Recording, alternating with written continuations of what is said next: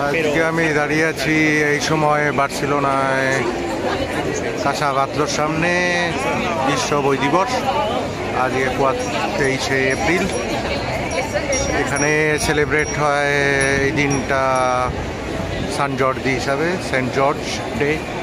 এই দিন Saint George ঘোড়ার পিঠে বসে ড্রাগনকে মেরেছিল, সেই দিন জন্য এই সামনে কাসা বাতলোর সামনে গোলাপ দিয়ে সাজানো হয়।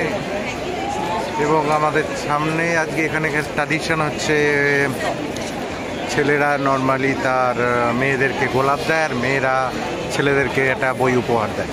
এই জন্য চারিদিকে বইয়ের স্টল লেগেছে, প্রচুর লোক, সবাই বই কিনেছে, সবার হাতে গোলাপের বাহার।